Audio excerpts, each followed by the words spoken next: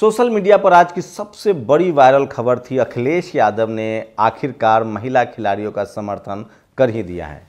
उन्होंने तंज करते हुए पूछा कि क्या वोट लेना था तब तक बेटी बचाओ बेटी पढ़ाओ, अब जब वोट नहीं लेना है तो वो बेटी क्यों बचाएंगे। आपको बता दें कि जिस दिन नए संसद भवन का उद्घाटन हो रहा था उसी दिन महिला खिलाड़ियों को डिटेन किया गया। अब जानकारी आ रही है कि दिल्ली पुलिस ने उन पर केस भी दर्ज कर लिया है, क्योंकि दरअसल पूरा मामला समझिए कि महिला खिलाड़ी जो हैं वो 2 एफआईआर दर्ज है। जो डब्ल्यूएफआई के अध्यक्ष थे, जो बीजेपी के सांसद भी हैं ब्रजभूषण शरण सिंह, उन पर दिल्ली पुलिस में दो एफआईआर दर्ज है, जिसमें एक पॉक्सो एक्ट में भी दर्ज है। महिला खिलाड़ी आरोपी की गिरफ्तारी की मांग कर रही थी, उसके बाद 1 महीने से धरने पर बैठी थी। उसके बाद दिल्ली पुलिस ने संसद के दिन उन्होंने कहा था कि हम संसद के उद्घाटन के दिन ही संसद का घेराव करेंगे, जिसके बाद उनको पुलिस ने डिटेन किया। पुलिस वालों ने केस भी दर्ज कर दिया है। उसको लेकर सोशल मीडिया पर लगातार लोग अपनी प्रतिक्रिया दे रहे हैं। तो आज सोशल मीडिया पर जो तमाम वायरल खबरें हैं वो एक एक करके मैं बताऊंगा। ये वो खबरें हैं जो टीवी अखबार आपसे छुपाता है, वो दिखा भी नहीं सकते। ये वो खबरें जिसमें सरकार से सवाल पूछे जाते हैं। ये वो खबरें हैं जो सीधे सीधे इस देश के लोगों से जुड़ी है। जब वोट चाहिए था तो बेटी बचाओ का नारा दिया, आज बेटियों को अपमानित कर रहे हैं। अब वोट की जरूरत नहीं है तो इसलिए क्यों बेटी बचाएंगे। तो अखिलेश यादव का ये बयान सुना आपने, जो जनता से पूछ रहे हैं। वहीं देखिए दूसरी सबसे बड़ी खबर है जो मैं आपको बताना चाह रहा हूं, और ये बहुत इम्पॉर्टेंट है। यूपी में जाति जनगणना के लोगों को अवेयर करने के लिए अनिरुद्ध विद्रोही जो मंडल आर्मी भी चलाते हैं, वो जाति जनगणना को लेकर 9 महीने की लंबी यात्रा पर निकले हैं। उन्होंने इस यात्रा की शुरुआत मुलायम सिंह के उस जगह से की है जहां उनको सुपुर्द खाक किया गया था, दफन किया गया था। और लगातार अनिरुद्ध मंडल को जो है अनिरुद्ध विद्रोही को धमकियां दी जा रही है। पुलिस को ट्वीट किया जा रहा है कि इन पर कार्रवाई कीजिए, क्योंकि वो जातिगत जनगणना की मांग कर रहे हैं। तो अभी आपको बताना है कि ये सही है गलत है। वहीं मणिपुर हिंसा को लेकर कुकी जनजाति के लोगों ने आज जंतर मंतर पर इस तरह से धरना दिया है, कोई टीवी अखबार आपको नहीं दिखाएगा। वहीं दिल्ली में एक बार फिर से, चूंकि मामले में हिंदू मुस्लिम का एंगल दिख रहा है तो इसलिए सारी मीडिया खबरें दिखा रही, लेकिन आरोपी को तुरंत गिरफ्तार कर लिया गया है, जो हत्या का आरोपी था। देश यही तो चाहता है कि आरोपी कोई भी हो, चाहे वो आम आदमी हो, चाहे वो रसूखदार हो, चाहे वो किसी जाति धर्म का हो, उसके खिलाफ सख्त कार्रवाई होनी चाहिए। तो लेकिन मीडिया जो है वो खबरें अपने हिसाब से चूज करती है। तो ये हैं मणिपुर की कुकी जनजाति की आदिवासी महिलाएं, राज्य में आदिवासियों के साथ जारी हिंसा के खिलाफ जंतर मंतर पर धरना प्रदर्शन कर रही हैं, लेकिन सरकार और मीडिया चुप्पी साधे बैठी है। तो ये मैं आपको खबरें दिखा रहा था। तेजस्वी यादव ने भी कल महिला खिलाड़ियों के समर्थन में ट्वीट किया था।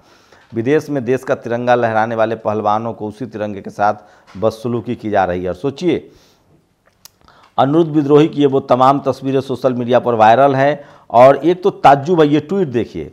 इस ट्वीट में सच बोलना नफरत फैलाना कैसे हो गया। मैनपुरी पुलिस महोदय, जातिगत जनगणना की बात जातियों का नाम लिए बिना कैसे की जाएगी, नाम तो लेना पड़ेगा सर। सोचिए, एक शख्स जो है वो पुलिस को, ये देहाती लड़की के भैया के नाम से ट्विटर अकाउंट है, ये मैनपुरी पुलिस को, यूपी पुलिस को, ऑफिशियल विद्रोही को ट्वीट करके कहता है और साथ में धमकी भी देता है कि हम आपकी हड्डियां तोड़ देंगे। तो सोचिए कि पुलिस के ट्वीट करने में भी वो धमकी दे रहा है, जो सोशल मीडिया पर वायरल है। कल की 2 तस्वीरें सबसे शानदार लगी। प्रधानमंत्री ने जो उद्घाटन किया है उस शिलापट पर प्रियम्बल जो उद्देशिका है संविधान के, वो 3 तस्वीरें दिखाई गई। ये शानदार तस्वीर थी। प्रधानमंत्री नरेंद्र मोदी ने जो वहाँ के जो मेहनतकश मजदूर थे उनको जिस तरह से उन्होंने शॉल दिया, ये भी अच्छी कोशिश है। मैं फिर कह रहा हूँ, एक ट्वीट बताऊँगा। जब देश आज़ाद हो रहा था तो किस तरह के कर्मकांड किए गए हैं नेहरू जी के नेतृत्व में, इसलिए सच सच बोलना शुरू कीजिए। इसलिए नरेंद्र मोदी को ही सिर्फ जिम्मेदार मत मानिए, इतिहास वहाँ से शुरू होता है। बीएसपी सुप्रीमो मायावती ने एक बड़ा ट्वीट किया। उन्होंने कहा है कि विश्व कुश्ती में भारत का नाम रोशन करके गौरवपूर्ण स्थान पाने वाली भारतीय बेटियों कुश्ती फेडरेशन ऑफ इंडिया के प्रमुख पर यौन शोषण के गंभीर आरोप के विरुद्ध कार्रवाई की मांग को लेकर आंदोलन करने को मजबूर हैं। इन बेटियों को न्याय दिलाने के लिए केंद्र सरकार को जरूर आगे आना चाहिए। तो देर सवेर सही बीएसपी सुप्रीमो मायावती ने चुप्पी तोड़ी है। और ये देखिए, जो महाकाल का कॉरिडोर बना था उसमें एक तूफान से सारी मूर्तियां एक दो मूर्तियां टूट गई हैं। उसके बाद कांग्रेस लगातार आरोप लगा रही है कि इस निर्माण में भ्रष्टाचार हुआ है। पहले कहा जा रहा था कि 700 करोड़, अब कहा जा रहा है कि 360 करोड़। तो इस तरह के भ्रष्टाचार के आरोप हैं। ये हैं डॉक्टर NC अस्थाना, IPS थे, ये रिटायर्ड हैं। ये सरेआम कह रहे हैं कि पुलिस वाले को ज़रूरत पड़ी तो वो गोली मार देंगे खिलाड़ियों को जो प्रोटेस्ट कर रहे थे, तो ज़रूरत हुई तो गोली भी मारेंगे, मगर तुम्हारे कहने से नहीं। अभी तो तुम सिर्फ कचरे के बारे में बोरे की तरह घसीट कर फेंका है। दफ़ा 129 में पुलिस को गोली मारने का अधिकार है। उचित परिस्थितियों में वो हसरत भी पूरी होगी, मगर वह जानने के लिए पढ़ा लिखा होना आवश्यक है। फिर मिलेंगे पोस्टमार्टम टेबल पर। सोचिए, तो इसको लेकर लगातार बजरंग पुनिया ने कहा है कि आप मुझे बताइए मुझे कहाँ आना है। ओम थानवी जो बड़े पत्रकार रहे हैं, न्याय मांगने वाले अपने देश के न्याय खिलाड़ियों को गोली मारेंगे, कचरे के बोरे की तरह घसीट कर फेंके, गोली की हसरत, पोस्टमार्टम टेबल। मुझे नहीं लगता यह किसी IPS अधिकारी की भाषा होगी। हैंडल हैक तो नहीं हो गया। तो सोचिए, सबसे ज़्यादा ये भी खबर सोशल मीडिया पर वायरल है और कैसे एक गोली मारने की बात कही जा रही है। और ये देखिए, ये एक दिलीप मंडल बीच बीच में कुछ वाजिब सवाल उठाते हैं। ये हीरोइन है, सैराट की हीरोइन है। ये समझना बहुत मुश्किल है कि मराठी फिल्म इतिहास की सबसे सफल फिल्म सैराट की एक्ट्रेस रिंकू राजगुरु को बॉलीवुड में कोई बड़ा डायरेक्टर क्यों नहीं मिल रहा है। बॉलीवुड चंद परिवारों की बेटे बेटियों को आगे पीछे कब तक नाचता रहेगा। असली टैलेंट की हत्या कब तक होती रहेगी। बॉलीवुड कब तक फ्लॉप फिल्में बनाकर बेटे बेटियों को प्रमोट करता रहेगा। तो सोचिए, वहाँ भी जो कास्टिज्म है वो किस तरह से है और दिलीप मंडल की उनका नज़र रहती है। तो सोशल मीडिया पर तमाम खबरें जो हैं जो आज वायरल है, मैं एक एक करके बता रहा हूँ। और ये वो खबरें जो बहुत ज़रूरी है। रवीश कुमार ने बड़ा ट्वीट किया है। जिन लोगों ने ट्रक और टेम्पो के पीछे बेटी बचाओ लिखा है, क्या उन तक खबरें पहुँचेंगे कि जंतर मंतर पर क्या हुआ है? क्या कल अखबारों के पहले पन्ने पर दोनों तस्वीरें होगी या मैनेज हो जाएगा? नई संसद में ब्रजभूषण सिंह के झक सफ़ेद कुर्ते हैं और जंतर मंतर पर लड़कियां सड़कों पर घसीटी जा रही हैं। 28 मई ऐतिहासिक दिन है। तो ये रवीश कुमार का ट्वीट जो है वो भी सोशल मीडिया पर वायरल है। वहीं ये देखिए, हमें पूरा विश्वास है कि पहलवानों को गोली मारने की धमकी देने वाले NC अस्थाना चाहे तो 2 मिनट में बजरंग पुनिया को धूल चटा सकते हैं। तो कुछ लोग इस पर तफरीह ले रहे हैं और कह रहे हैं कि बजरंग पुनिया जो हैं उनसे कुश्ती करवा दो। ये IPS अफसर हमें गोली मारने की बात कह रहा है। भाई सामने खड़े हैं, बता कहाँ आना है गोली खाने। कसम है पीठ नहीं दिखाएंगे, सीने पे खाएंगे तेरी गोली। यूँ ही रह गया अब हमारे साथ करना, तो ये भी सही। तो सोचिए किस तरह से गोली मारने की धमकी दी जा रही है एक रिटायर्ड IPS के द्वारा। और उसको लेकर कुमार विश्वास ने भी कहा है कि इस तरह की भाषा ठीक नहीं है। तो और दिलीप मंडल की एक और पोस्ट जो बहुत ज़रूरी होता है, मैं आपको बता रहा हूँ। फ्रीडम एट मिडनाइट, ये वो किताब है जिससे आपको पता चल जाएगा कि नरेंद्र मोदी जो नए संसद भवन के उद्घाटन के लिए कर रहे थे, ये तो कुछ भी नहीं था जो आज़ादी मिलने के दिन देश के पहले प्रधानमंत्री नेहरू ने किया था। तो कर्मकांड के खिलाफ डॉक्टर अम्बेडकर हों या इन लोगों की लड़ाई, फूले पेरियार अम्बेडकर की लड़ाई लंबी चलती रही है। और अगर आपको लगता है कि ये सब कुछ आप पहली बार देख रहे हैं तो आपको द फ्रीडम एट नाइट आपको पढ़ना चाहिए। नेहरू ने 14 अगस्त 1947 को जितने कर्मकांड किए थे और मोदी ने जिस तरह कल उनमें से हर कर्मकांड को नए संसद भवन के उद्घाटन में दोहराया, उससे मुझे शक होता है कि मोदी ने फ्रीडम एट मिडनाइट 1975 की किताब हर लाइन पढ़ी है। तो इस देश में जो कांग्रेस ने लकीर खींची है, फिलहाल उसको बीजेपी बड़ी कर रही है। यह डॉक्टर अजय कुमार जो कि कांग्रेस के बड़े नेता हैं, इन्होंने एक तस्वीर शेयर किया है। गृह मंत्री अमित शाह ने चुनिंदा पत्रकारों को रात्रि भोज पर आमंत्रित किया था। इसमें वो तमाम पत्रकार हैं जिनको आप टीवी पर देखते हैं। अमीश देवगन, सुधीर चौधरी, आज तक ग्रुप के मालिक हैं शायद अरुण पुरी, इन सब की तस्वीरें सोशल मीडिया पर शेयर की जा रही है। तो भोज पॉलिटिकल पार्टी के लोग देते रहते हैं, इसमें कोई बड़ी बात नहीं है। वो अलग बात है कि बहुजन समाज के जो नेता हैं उनको तो पता भी नहीं कि पत्रकारों से कैसे मिलते हैं। SC ST OBC के पत्रकार तो हैं ही नहीं, जो हैं उनके लिए कुछ बचा नहीं है। राजकुमार भाटी ने भी डॉक्टर NC अस्थाना के लेकर आलोचना की है। तो NC अस्थाना की लगातार आलोचना हो रही है, जिस तरह का उन्होंने भाषा का इस्तेमाल किया है ट्वीट में। और लोग कह रहे हैं कि एक IPS, रिटायर्ड IPS का इस तरह की भाषा नहीं होनी चाहिए। अखिलेश यादव की बाइटें सोशल मीडिया पर बहुत ज़्यादा वायरल हो रही है। बीजेपी और लोग लेटरल एंट्री पर एक जवाब नहीं दे सकते। बीजेपी के लोगों ने आउटसोर्स में मनमानी की भर्ती की, इसका जवाब उनके पास नहीं है। ये लोग बाबा साहब भीमराव जी के अधिकार को छीन रहे हैं। तो लगातार SC ST OBC के नेता जो हैं वो संवैधानिक अधिकारों के प्रति जागरूक हो रहे हैं। अखिलेश यादव का ये बाइट भी सुन लीजिए। पिछड़ों को जोड़ा जाए, बहुजन के साथ अन्याय न हो, हमारा संविधान ये कहता है। और संविधान में जो अधिकार मिलते हैं, क्या भारतीय जनता पार्टी लगातार उन अधिकारों को नहीं छीन रही है? आज भारतीय जनता पार्टी को परंपरा क्यों याद आ रही है?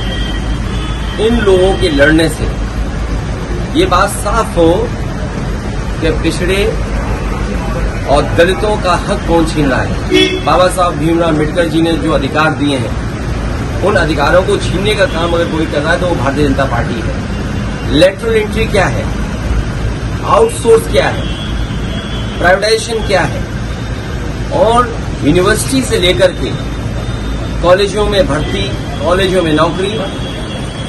आप यूनिवर्सिटी में देखिए भर्ती किसकी हो रही है। मन चाहिए अपने लोगों को यूनिवर्सिटियों में भर्ती तय करना, नौकरी उन्हें देना। आप नौकरियां छीन रहे हैं, अवसर छीन रहे हैं, रोजगार नहीं दे रहे हैं, तो आखिरकार ये समाज जाए कहां? और फिर सबसे ज्यादा आप डंका पीटते हैं इस बात का कि पिछड़े और दलितों के लिए हम काम कर रहे हैं। आप क्या काम कर रहे हो? आप उनका हक छीन रहे हो। संविधान में जो व्यवस्था है उस व्यवस्था से आप दूर रखना चाहते हैं। दूसरी बाइट है जो अखिलेश यादव ने लगातार बोला है, वो भी देख सकते हैं कि किस तरह से वो लगातार आरक्षण, संविधान के प्रति सचेत हो रहे हैं। जब वोट चाहिए था तो बेटी बचाओ का नारा दिया, ये मैंने आपको पहले भी सुनाया था।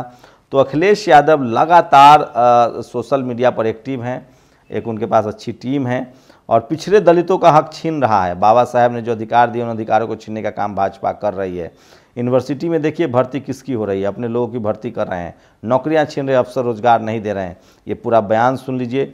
ये बीजेपी के लोग लेटरल एंट्री पर एक भी जवाब नहीं दे सकते। ये बीजेपी के लोग जिन्होंने आउटसोर्स में मनमानी भर्ती की है और जो काम पा रहे हैं उनको एक्सप्लॉइट कर रहे हैं, उसके जवाब इनके पास नहीं है। जिस तरीके से प्राइवेटाइजेशन हो रहा है, बाबा साहब भीमराव अम्बेडकर जी ने जो अधिकार दिए थे उन अधिकारों को छीनने का काम कर रहे हैं। आज नौकरी नहीं है और नौजवान सड़कों पे घूम रहा है। ये सरकार वो है जो कहती है कि केवल 100 में 4 लोग बेरोजगार हैं। इनकी बात कौन मानेगा? जो संविधान की शपथ लेते हैं उसके बाद संविधान की धज्जियां उड़ाते हैं। आज न्याय नहीं मिल रहा है। तो लगातार अखिलेश यादव जो है वो सोशल मुद्दों पर बोल रहे हैं। ये तस्वीरें कल सोशल मीडिया पर नवीन कुमार ने ट्वीट किया है, जो द आर्टिकल के प्रमुख हैं। एक तरफ साक्षी मलिक हैं और दूसरी तरफ जो हैं वो आरोपी हैं। और स्वामी प्रसाद मौर्य ने ट्वीट किया है, ऐसा लगता है सिंगोल राजतंत्र की स्थापना कर राजतंत्र का जश्न मनाते हुए भाजपा सरकार ब्राह्मणवाद के पैरों पर नतमस्तक हो गई है। सावधान सावधान, लोकतंत्र खतरे में। तो मैं फिर कह रहा हूँ कि इस देश को शुरुआत में ही जिस तरह से तमाम दकियानुसी विचारों में नेहरू ने धकेला था, कुछ लोगों को अनपच होगा। ये इस देश में हिपोक्रेसी भी एक तरह के कि आप नेहरू, आप सावरकर पर बात कर सकते हैं, जबकि वो भी काला पानी की सज़ा काट आए थे 9 साल, लेकिन आप गांधी या नेहरू पर बात नहीं कर सकते। ये भी एक तरह की हिपोक्रेसी है। दोनों तरफ बात होनी चाहिए और इसलिए डॉक्टर अम्बेडकर बेदाग हैं, क्योंकि उनके नाम पर कोई धब्बा नहीं है। भूतपूर्व प्रधानमंत्री श्रद्धेय चौधरी चरण सिंह जी की पुण्यतिथि को आज देश भर में मनाया जा रहा है और दुनिया भर में लोग उनको याद कर रहे हैं। चौधरी चरण सिंह की एक लाइन कोट करूंगा। उन्होंने कहा था कि किसान की एक नज़र खेत पर और दूसरी नज़र संसद पर होनी चाहिए। उन्होंने ये भी कहा था कि अगर पत्रकार मेरी तारीफ करने लगे तो सोचना कि मैं तुमसे कट गया हूँ। बड़े विजनरी नेता थे। और ये देखिए यूपी, पश्चिमी यूपी में सम्राट मिहिर भोज को लेकर गुर्जर और राजपूत समाज में टकराव के हालत बनने लगे हैं। ऐसी कोई बात नहीं है। ये पंकज झा ने ट्वीट किया। रोक के बावजूद आज सहारनपुर में गुर्जर बिरादरी के लोगों ने अपनी बड़ी रैली निकाली है। तो ये भी सोशल मीडिया पर लगातार वायरल है। और मैं इसलिए कह रहा हूँ कि सोशल मीडिया ही सच्चा मीडिया है, सोशल मीडिया ही बहुजन मीडिया है। और महेश परमार, तो सोचिए कि रोड कोई खबर जो है वो भी बहुत ज़्यादा वायरल है। जिस तरह से वहाँ जो निर्माण में जो है वो भ्रष्टाचार की बात सामने आ रही है। तो ये वो तमाम खबरें हैं जो आज सोशल मीडिया पर वायरल है। और मैं इसलिए कहता हूँ कि सोशल मीडिया ही सच्चा मीडिया है, सोशल मीडिया ही बहुजन मीडिया। ये खबरें आपको नहीं दिखाएगी। और विनेश फोगाट समेत विनेश फोगाट ने ट्वीट किया है कि उनके खिलाफ FIR दर्ज कर लिया गया है और कल संसद की तमाम वो तस्वीरें सोशल मीडिया पर वायरल हो रही है, संविधान शपथ संविधान के और नतमस्तक राजशाही चीन के सामने। तो ये प्रशांत कनौजिया जो है उन्होंने ट्वीट किया है। तो सोशल मीडिया पर ये तमाम बड़ी खबरें थी। आप लोग अपनी प्रतिक्रिया दीजिए कि ये ज़रूरी खबरें हैं या नहीं। मुझे लगता है कि ये वो खबरें हैं जो इस देश की बहुसंख्यक आबादी के हक अधिकार के लिए है और इन सब खबरों के लिए टीवी अखबार में फ़िलहाल कोई जगह नहीं है। अगर ऐसी खबरें आप देखना चाहते हैं तो आपको नेशनल दस्तक पर भी आना पड़ेगा। सब्सक्राइब कीजिए, कमेंट कीजिए, अपनी प्रतिक्रिया भी ज़रूर दीजिए। शुक्रिया। नेशनल दस्तक की आपसे गुजारिश है कि अगर इसको बचाना चाहते हैं तो नेशनल दस्तक को सब्सक्राइब करने के लिए रेड कलर के सब्सक्राइब बटन को दबाएं, फिर बेल आइकन की घंटी दबाएं। नेशनल दस्तक को बचाने के लिए बहुत ज़रूरी है कि हर खबर को शेयर करें, लाइक करें, कमेंट जरूर करें।